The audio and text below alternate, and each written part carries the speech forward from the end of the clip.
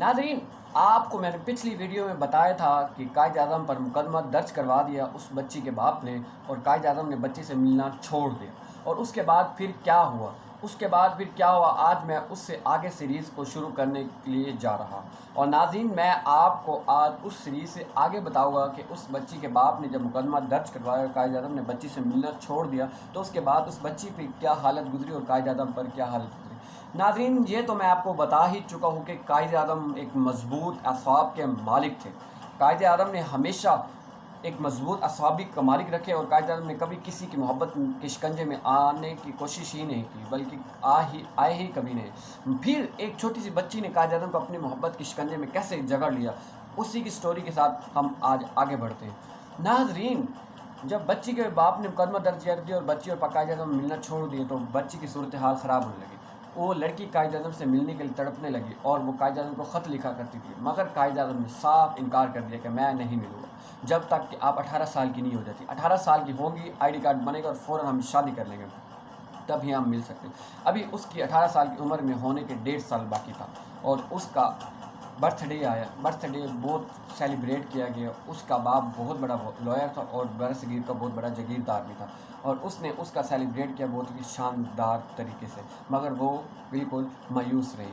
और नाज़रीन, अब उसका 18 साल का बर्थडे आ चुका था। 18 साल का बर्थडे आ चुका था, और उसके बाप को भी पता चल चुका था कि कायद आज़म ने इसको मैसेज कर दिया है, कायद आज़म ने इसको ख़त लिख दिया है कि हम 18 साल के बाद शादी करें, और शादी के बाद हम मिलेंगे।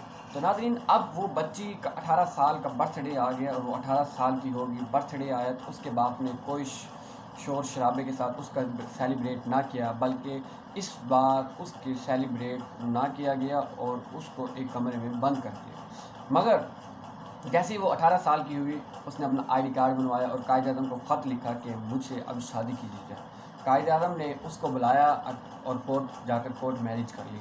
कायद आज़म ने कोर्ट मैरिज की, और कायद आज़म ने हमेशा अपना कोई भी कदम उठाया तो उससे पहले वो तारीख़ मुतय्यन किया करते थे कि मैं किस तारीख़ में ये काम करूँ। तो कायद आज़म ने ये काम बेहतरीन तारीख़ में किया कि उस टाइम 2 छुट्टियाँ आ चुकी थी कि क्रिश्चियन का एक ईद थी, और क्रिश्चियन की ईद की वजह से सरकारी 2 छुट्टियाँ मिल चुकी थी, और उसके बाद फिर हफ्ता इतवार आ रहा था। हफ्ते इतवार की वैसे छुट्टी होगी, और उसके बाद सवार और मंगल को हिंदू का कोई बहुत बड़ा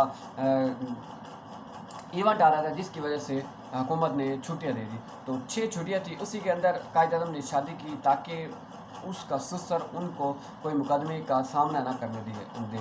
इसलिए कायद आज़म ने शादी करते ही साथ ही हनीमून की टिकट कटवाई और सीधा चले गए हनीमून पर। इस तरीके से कायद आज़म आराम से हनीमून पर चले गए, जिसकी वजह से उसका ससुर परेशान हुआ कि अब मैं कैसे मुकदमा दर्ज करूँ।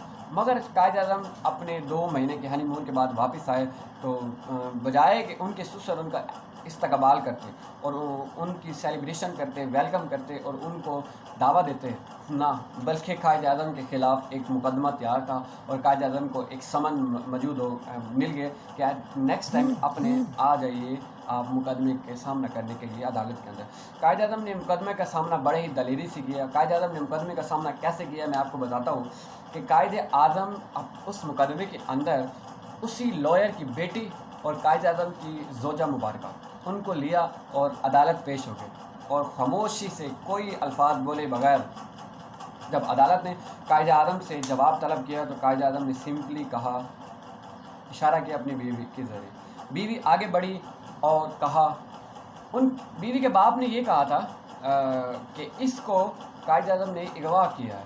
तो बीवी ने कहा कि कायद आज़म ने मुझे अगवा नहीं किया, मैंने कायद आज़म को अगवा किया है। पूरी भरी अदालत के सामने ये जवाब सुनना उसके बाप का बहुत शर्मिंदगी का हामी था।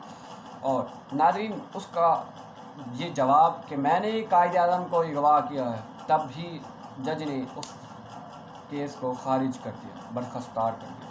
नाज़रीन, आगे मैं आपको बताऊंगा कि कायद आज़म की ज़िंदगी कैसे गुजरी, और एक नई सीरीज़ बनाऊंगा इसके लिए मैं आपको। नाज़रीन, मुझे उम्मीद है आपको मेरी बनाई हुई वीडियो बहुत पसंद आ रही है। अगर आपको मेरी वीडियो बनाई हुई पसंद आ रही है तो मेरे चैनल को सब्सक्राइब करना बिल्कुल ना भूलिएगा, और मैं फिर मिलूँगा आपको ऐसे इन्फॉर्मेटिव वीडियो के साथ। मैं हमेशा आपके लिए कुछ नया लाने की कोशिश करता रहता हूँ, और नाज़रीन, मैं हमेशा ही आपके लिए कुछ नया लाऊँगा, और आप मेरे चैनल को सब्सक्राइब कर कीजिएगा, क्योंकि मैं आपको कुछ इन्फॉर्मेटिव